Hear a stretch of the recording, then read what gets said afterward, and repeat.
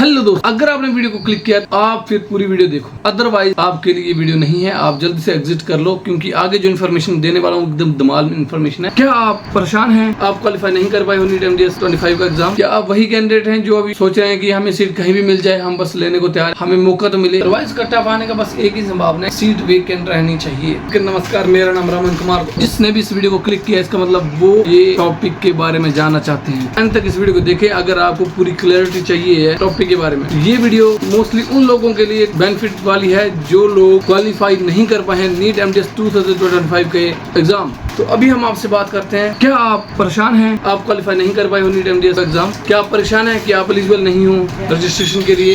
क्या आप परेशान हैं ये सोच के कि रिवाइज कट ऑफ कब आएगा? क्या आप परेशान हैं कि कौन से रैंक तक सीट मिलेगी नहीं मिलेगी, ये सब सोच के? क्या आप वही कैंडिडेट हैं जो अभी सोच रहे हैं कि हमें सीट कहीं भी मिल जाए, हम बस लेने को तैयार, हमें मौका तो मिले रजिस्टर करने का? तो बेफिक्र रहिए, अब मैं आपके सारे डाउट क्लियर करने वाला हूँ। ये क्वेश्चंस तो है ही हैं, इसके साथ और भी काफी सारी लंबी लिस्ट है मेरे पास क्वेश्चंस की। एक मेरे दोस्त ने मुझे बोला कि इसके ऊपर वीडियो बनाइए। वीडियो तो टॉपर्स के लिए, सबके लिए बनती है कि हाँ ऑल इंडिया में इतने स्कोर ले लिया, ऑल इंडिया में ये हो गया, ऑल इंडिया में उन्होंने ये कर लिया वो कर लिया। सब लोग ऐसे ही वीडियो बना रहे हैं, लेकिन कोई भी उन लोगों के लिए वीडियो नहीं बना रहा जो लोअर रैंक वाले हैं, जिनके मार्क्स जो है 261 से ऊपर नहीं है जनरल कैटेगरी में, जिनके मार्क्स जो SC ST में 227 से ऊपर नहीं है, और वो वेट कर रहे हैं कि कब रिवाइज कट ऑफ आएगा और हम जो है सीट लें। जिनके मैं आंसर करने वाला हूँ विद प्रूफ के साथ। आपको पता है कि मेरे चैनल के ऊपर ऑथेंटिक वीडियो बनती है। जो नया है वो प्लीज चैनल को सब्सक्राइब कर दें, वीडियो को लाइक कर दें और वीडियो को शेयर भी कर दें अपने दोस्तों के साथ जो इस तरह से दलदल में फंसे हैं और इंतजार कर रहे हैं, घबरा रहे हैं कि हमें मौका मिलेगा कि नहीं मिलेगा। तो आज हम एक एक करके ब्रेक डाउन करेंगे आपकी बातें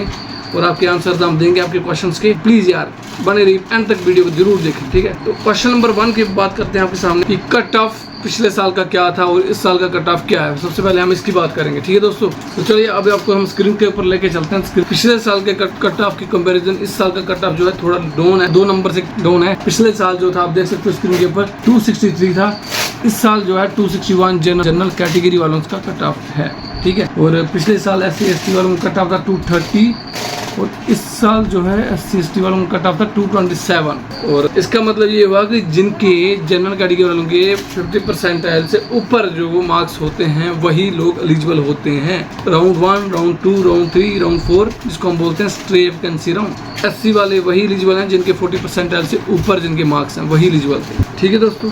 अभी बात करते हैं कि रिवाइज कट ऑफ वो हुआ था, आप देख सकते हो स्क्रीन के ऊपर, जनरल कैटेगरी वालों को जिनके 28% से ऊपर मार्क्स थे, जो 28% जिनकी थी वो लोग एलिजिबल हो चुके थे जब रिवाइज कट ऑफ डेट आई थी 2024 में। और SC ST वाले जिनका 18% जिनकी थी वो एलिजिबल हो गए थे दोस्तों। कहने का ये मतलब है कि रिवाइज कट ऑफ आने से सभी कैंडिडेट्स को मौका मिल जाता है, अपॉर्चुनिटी मिल जाती है रजिस्ट्रेशन करने की और पार्टिसिपेट करने की all India NEET MDS counselling में, डीम्ड सेंट्रल स्टेट सभी यूनिवर्सिटीज में, प्राइवेट भी और स्टेट कोटा की यूनिवर्सिटी। हाँ ठीक है दोस्तों, अभी हम बात करेंगे रिवाइज कट ऑफ डेट कब आती है, इसका जवाब हम बाद में देते हैं। इससे पहले हम बात करते हैं इस साल का क्या शेड्यूल है नीट MDS 2025 की काउंसलिंग का। चलो स्क्रीन के ऊपर आप देख सकते हो इस बार का जो शेड्यूल है, वो जो राउंड 1 है वो कब खत्म होने वाला है? 11 जुलाई को खत्म होने वाला है। राउंड 2 जो है वो खत्म होगा 30 जुलाई को, और राउंड 3 जो खत्म होगा वो होगा 18 अगस्त को, और राउंड जो है 4 जिसको कहते हैं ऑनलाइन स्ट्रे वैकेंसी राउंड वो होगा खत्म 18 अगस्त। जो जनरल कट ऑफ था 261 मार्क्स थे जिस कैंडिडेट के, और जनरल में वो लोग एलिजिबल हैं ऑनलाइन स्ट्रे वैकेंसी राउंड तक, वो एलिजिबल हैं काउंसलिंग देखने के लिए। लेकिन जो बच्चे एलिजिबल नहीं हैं वो इधर अप्लाई नहीं कर सकते, ये आपको मैं पहले बोल देता हूं। वो जरूर तड़फ रहे होंगे कि हम अप्लाई क्यों नहीं कर सकते। आपके लिए सरकार मौका देती है, आप लोगों के लिए, आप लोग भी अप्लाई करें। जब क्या होता है स्पेशल स्ट्रे वैकेंसी राउंड निकलता है जिसमें रिवाइज कट ऑफ आता है। तो मैं बोल देता हूं कि जो अभी रिवाइज कट ऑफ आने की डेट जो है जो मुझे पूछी गई थी वो रहेगी आपकी 20 अगस्त के बाद या 18 अगस्त के बाद ही आ जाएगी। 19 को आ सकती है, 20 अगस्त को आ सकती है, कभी भी रिवाइज कट ऑफ की डेट जो है आ सकती है, ठीक दोस्तों? ये रही आपकी रिवाइज कट ऑफ की बातें और शेड्यूल की बात। और अगर किसी ने मेरी रिवाइज शेड्यूल की वीडियो नहीं देखी है, शेड्यूल कितने राउंड में कैसे होती है, कैसे कैसे वो प्रक्रिया मैंने एक वीडियो में बता रखी है, डिस्क्रिप्शन में लिंक डाल दूंगा, वो देख सकते हो। एक और क्वेश्चन मेरे को आया था, इस बार क्या रजिस्ट्रेशन जो राउंड 3 है और स्ट्रे वैकेंसी है, क्या उनकी एक साथ चलेगी काउंसलिंग या फिर पैरेलल चलेगी या फिर किस तरह से चलेगी, इसके बारे में बताएं। क्योंकि राउंड 3 जो जिसको हम मॉप अप राउंड कहते हैं, राउंड 3 राउंड और ऑनलाइन स्ट्रे वैकेंसी राउंड जो है, इन दोनों का जो है टाइमिंग जो है सेम रखी गई है, आप देख सकते हो स्क्रीन पर सेम टाइमिंग है। तो इसके ऊपर मुझे क्वेश्चन आया था, क्या जो स्ट्रे वैकेंसी वाले हैं और जो राउंड 3 वाले हैं सेम सेम टाइम पे रजिस्ट्रेशन करेंगे? तो इसका आंसर है यस, ये लोग सेम टाइम पर रजिस्ट्रेशन करेंगे। जहां तक मैं अपनी समझ के अकॉर्डिंग बताता हूँ, बाकी क्या करेंगे वो तो वही जानते हैं एमसीसी वाले। जो स्ट्रे वैकेंसी है, ऑनलाइन स्ट्रे वैकेंसी जो है वो राउंड 4 जिसे बोलते हैं, और मोप अप राउंड जो जिसे राउंड 3 बोलते हैं, इन दोनों का एक साथ ही वो करवा देंगे रजिस्ट्रेशन। और जैसे पहले क्या होता है, स्ट्रे वैकेंसी के अलग होता था, अब तो एक साथ करवा देंगे। जिनको राउंड 3 में नहीं मिली वो राउंड 4 में भी, मतलब स्ट्रे वैकेंसी में फिर वो जो सीट्स वेकेंट बची हैं उनको मिल जाएगी। वैसे जो जहाँ तक मुझे लग रहा है ये सब होने वाला है, ठीक है। अगर इस टाइम पर भी जो है सीट्स वेकेंट रहते हैं तो फिर आएगा स्पेशल कोटा जिसे हम कहते हैं, स्पेशल स्ट्रे वैकेंसी। तो तब जाके क्या होगा, रिवाइज नोटिस आएगा, रिवाइज कट ऑफ आएगा, और वो सिर्फ ऑल इंडिया की deemed university, central university, private university इनके लिए नहीं आएगा, वो आएगा उन सब के लिए भी, स्टेट में भी आएगा। प्राइवेट जो कॉलेज है उनके लिए भी आएगा, स्टेट के जो कोटा है, स्टेट के कोटा के अंदर जो कॉलेज फिल होते हैं सीट्स, वो उनके लिए भी आएगा। हर पूरे ऑल ओवर इंडिया में रिवाइज कट ऑफ आएगा। तो ऐसा नहीं है कि सिर्फ ऑल इंडिया में हम सीट एमसीसी के पोर्टल पे जाके हम अप्लाई कर सकते हैं। जब रिवाइज कट ऑफ आने के बाद हम अपने स्टेट में भी अप्लाई कर सकते हैं, ठीक दोस्तों। रिवाइज कट ऑफ का यही मतलब। तो रिवाइज कट ऑफ आने का बस एक ही संभावना है कि सीट वेकेंट रहनी चाहिए। अगर सीट वेकेंट है तो उनको फुलफिल करने के लिए रिवाइज कट ऑफ आता है, और उसमें जो एलिजिबल वो सब कैंडिडेट हो जाते हैं जो राउंड 4 तक एलिजिबल नहीं हुए थे। तो ये मेरा जवाब था इस वाले क्वेश्चंस के लिए। और अभी बात करते हैं कि ऑल इंडिया का शेड्यूल जो रहता है काउंसलिंग का और जो स्टेट का शेड्यूल रहता है, क्या वो दोनों सेम रहते हैं? तो इसका आंसर है नहीं, दोनों अलग अलग टाइम पर चलते हैं। पहले ऑल इंडिया का चलता है, फिर स्टेट का चलता है। उसी तरह पहले ऑल इंडिया की फिल होगी, उसके बाद जो है स्टेट की फिल होगी। तो काफी सारी सीट्स वेकेंट रह जाती हैं, काफी सारी इतने प्राइवेट कॉलेज हैं, इतनी डीम्ड यूनिवर्सिटी है जहाँ पर सीट्स फिल नहीं होती, सीट्स खाली रह जाती हैं। और बच्चे क्या करते हैं, फिर जो रिवाइज कट ऑफ आता है फिर इसका, उसके बाद जो है बच्चे अप्लाई करते हैं और वो सीट ले लेते हैं। तो अभी हम बात करेंगे कि किस किस बच्चों को, किन किन बच्चों को सीट मिल सकती है, कितने रैंक तक बच्चों को सीट मिल सकती है, और कौन सी सीट कितने रैंक तक मिल सकती है, उसके ऊपर अभी हम चर्चा करने वाले हैं। अभी हम आपको दोबारा स्क्रीन पर लेके जा रहे हैं, तो यहाँ हम आपको बताएंगे कि कौन कौन से बच्चे जो हैं एलिजिबल हो सकते हैं, ठीक है। आप स्क्रीन पर देख सकते हो, यहाँ पर पहले तो राउंड 1 जो है इसका रिजल्ट आ गया था, इसके लिए सब लोगों को मेरी तरफ से बधाई हो। और यहाँ पर मैंने कुछ लिस्ट शॉर्ट आउट किए थे कैंडिडेट की इस बार जो है राउंड 1 में है कहाँ तक सीट गई थी, ऑल इंडिया गवर्नमेंट सीट। तो ऑल इंडिया राउंड 1 में जनरल की गई थी 371 पे गई थी जनरल कैटेगरी की सीट, और ओबीसी की गई थी 459 पे, उसका ईडब्ल्यूएस की गई थी 574 पे गई थी, और एससी की गई थी 2000 के रैंक के ऊपर गई थी एससी की, और एसटी की सीट गई थी 3595 के ऊपर एससी की सीट गई थी। ये आप देख सकते हो। इस तरह से जो सीट अलॉट हुई है, मतलब इस बार गवर्नमेंट सीट, उसके बाद डीम्ड शुरू हो जाता है। तो अब डीम्ड की बात करेंगे हम, क्योंकि हम यहाँ डीम्ड के लिए आए हैं। लास्ट सीट जो गई है, जिसका रैंक जो है 14,661 रैंक था जनरल कैटेगरी का, उसको सीट मिल गई है। तो ये राउंड 1 का रिजल्ट है। राउंड 1 में अगर उसको सीट मिल सकती है तो आप ये सोच सकते हो कि इस बार आराम से सीट दूर तक जा सकती है। तो मैं आपको पिछले साल के ट्रेंड के अकॉर्डिंग बताऊंगा कि ये 3 नॉन क्लिनिकल सीट गई है जो 14,000 के आसपास, ठीक है। अभी हम क्लिनिकल की बात करेंगे, क्लिनिकल सीट कितने रैंक तक गई है। पैरियो की गई है 14,000 रैंक, 14,212 रैंक पर जो है क्लिनिकल ब्रांच गई है। पेरियोडोंटोलॉजी गई है गुजरात में जो कॉलेज है KM शाह डेंटल कॉलेज में गई है 14,000 रैंक तक। ये था 2025 नीट MDS का रिजल्ट राउंड 1 का। अभी हम बात करेंगे राउंड 3 2024 की बात करेंगे। 13,953 रैंक पे गई है राउंड 3 में 2024 राउंड 3 में, मतलब और उसके बाद पिछले साल की बात करें तो 2024 special state vacancy round, special state vacancy round वही जब रिवाइज कट ऑफ होता है तब जब सीट जाती है तब कहाँ तक चले जाती है। रिवाइज कट ऑफ होने के बाद क्या हुआ था, बच्चे कुछ और एलिजिबल हो गए थे और उनको सीट मिली है 19,987 रैंक वाले को लास्ट सीट गई है जनरल कैटेगरी की oral maxillofacial and pathology and oral microbiology non clinical branch गई है। और क्लिनिकल ब्रांच जो गई है 16,631 रैंक में क्लिनिकल ब्रांच चली गई है, संतोष डेंटल कॉलेज में गई है उत्तर प्रदेश में, ठीक है। अब आप देख सकते हो कितना फर्क पड़ता है जब रिवाइज कट ऑफ आता है तो कितने रैंक तक सीट जाती है। यहाँ 16,000 रैंक तक गई है। ये तो मैंने बात की किसकी, 2024 की बात की। अगर वैसे ही हम स्पेशल स्टेट वैकेंसी राउंड 2023 का देखें जब रिवाइज कट ऑफ हुआ था इनका, तब की अगर बात करें तो तब कौन से रैंक तक गई थी सीट, 16,705 में गई थी। अब देखो ट्विस्ट देख रहे हो, 16,705 रैंक तक 2023 में गई थी। अब ये थी स्पेशल स्टेट वैकेंसी की बात कर रहा हूँ। तो अब मैं राउंड 3 की बात करूंगा। इसी के 2023 जो ईयर था उस ईयर में राउंड 3 में लास्ट सीट कौन से रैंक पे गई थी। तो मैं एकदम खतरनाक चीज दिखाने वाला हूँ, आप देखना, इसको देखकर हैरान हो जाओगे और आई थिंक आप हो गए होंगे। आप देख लो यहाँ पे 19,206 रैंक पर क्या हुआ था, राउंड 3 में सीट गई है। ये क्वालिफाई होगा कैंडिडेट, इसलिए इसने राउंड 3 में पार्टिसिपेट किया और इसको सीट मिली 19,206 पे, ठीक है। तो ये मिली थी कलिंगा यूनिवर्सिटी में, उसको सीट मिली थी OMR से। और वैसे ही जब 2023 में क्या हुआ, स्पेशल स्टेट वैकेंसी में 16,705 में गई। अब बताओ, अब आपको क्या लग रहा है इधर की क्या हुआ कि उधर 19,000 में चले गई, यहाँ 16,000 में जा रही है, 16,000 रैंक वाले को जा रही है, तो ये क्या हुआ? तो अब मैं बताता हूँ क्या हुआ।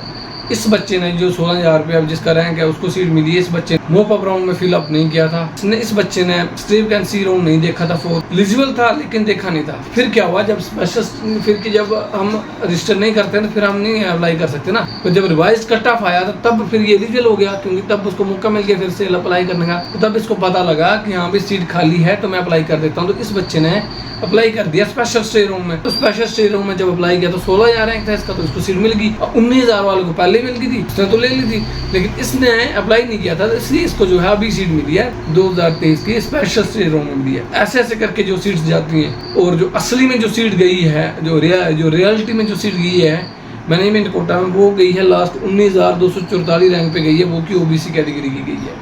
और बस इसके बाद जो है राउंड खत्म हो गए थे 2023 वाले ईयर में, जो नीट एमडीएस की काउंसलिंग में थी 2023 में। अब करते हैं बात 2022 में मोप अप राउंड तक क्या हुआ था, अब उसकी बात करते हैं। लास्ट सीट कहाँ गई थी, जनरल की लास्ट सीट गई थी 19,016 रैंक पे गई थी। आपको यहाँ से पिक्चर क्लियर हो रही है कि 19,016 रैंक पे गई थी। ओरल में OMR गई थी, और 18,000 पे जो थी क्लिनिकल ब्रांच चली गई थी जनरल की।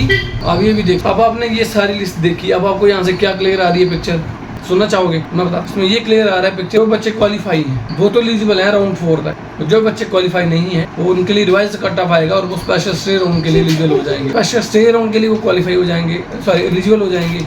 और फिर क्या होगा, फिर वो अप्लाई करेंगे उसमें।